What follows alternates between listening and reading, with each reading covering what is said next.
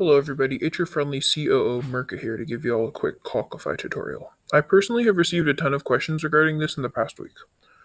Alright, here we are. So head over to this time tracker tab right here. Now you can either start this as soon as you get in the air by hitting the start button, which will start your timer, or I recommend doing this after, and you can see your flight time either at the end of your flight by when the menu when you exit out, or you can see it in the little tools bar at the bottom of your infinite flight screen.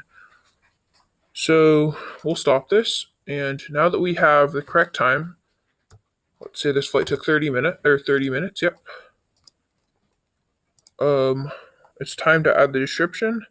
So as you can see here, we'll use this one as an example.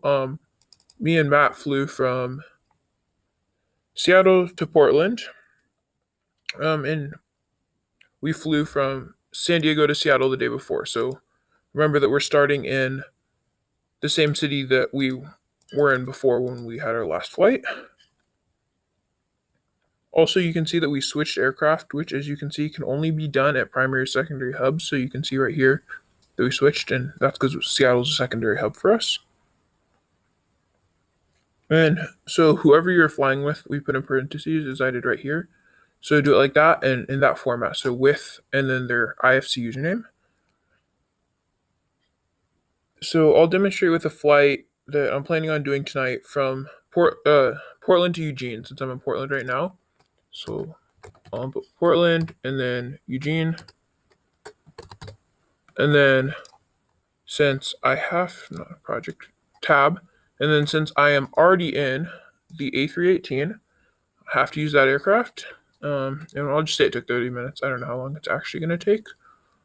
But then remember, we got to put the aircraft tag. And if I was doing either active ATC, a group sky cruise, or a solo sky cruise, I would have to put that in for the project if I wanted to get the multiplier, which I suggest you do because it's a pretty good deal.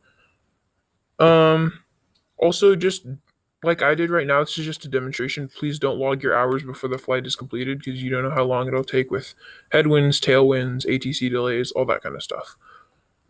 So now Viola, it's logged. We can go over here to dashboard and you can see that I logged it right here. And it'll show up under my hours for this week.